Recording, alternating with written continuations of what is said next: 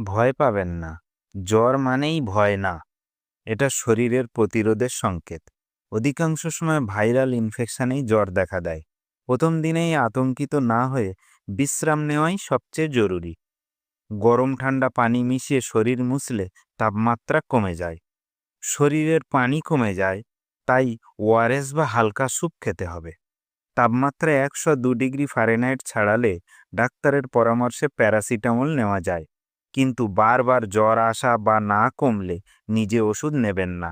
বেশি জ্বর, ঘাম, দুর্বলতা এগুলো ডেঙ্গু, ম্যালেরিয়া বা টাইফয়েডের লক্ষণও হতে পারে। এই অবস্থায় নিকটস্থ হাসপাতালে পরীক্ষা করানো উচিত। ঘরোয়া যত্নের সঙ্গে পরিচ্ছন্নতাও জরুরি। হাত ধোয়া, মাস্ক পরা, বিশ্রাম নেওয়া। শিশু, বয়স্ক বা গর্ভবতী নারীর জ্বর হলে দেরি না করে চিকিৎসা নিন। জ্বরের সময় ভাজা, মশলাযুক্ত খাবার এড়িয়ে চলুন। হালকা গরম পানি দিয়ে স্নান করলে শরীর ঠান্ডা হয় ও আরাম লাগে। শরীরের তাপমাত্রা দিনে 2-3 বার মাপুন এবং নোট রাখুন। যদি ঠান্ডা, কাশি বা পেট ব্যথা সঙ্গে থাকে, সেটা আলাদা ইনফেকশনও হতে পারে। ডাক্তারের পরামর্শ ছাড়া একাধিক ওষুধ একসাথে খাওয়া বিপজ্জনক।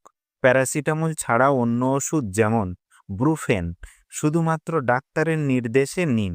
বেশিরভাগ ভাইরাল জ্বর 3 থেকে 5 দিনের মধ্যেই কমে যায়। যদি না কমে টেস্ট করান। ডেঙ্গু, ম্যালেরিয়া, টাইফয়েড ইত্যাদি। নিজের ইমিউন সিস্টেম শক্ত রাখুন। ফল, সবজি ও পর্যাপ্ত ঘুম নিন। ফিভার চলাকালীন সময় মোবাইল, ল্যাপটপ ব্যবহার কমান। চোখ ও মস্তিষ্ক বিশ্রাম পাক। শরীরের তাপমাত্রা স্বাভাবিক হয়ে গেলে ধীরে ধীরে স্বাভাবিক খাবার শুরু করুন। রাতের ঘুম ঠিক রাখলে শরীর দ্রুত সেরে ওঠে। জ্বরের সময় মানসিক শান্তিও গুরুত্বপূর্ণ। পজিটিভ থাকুন।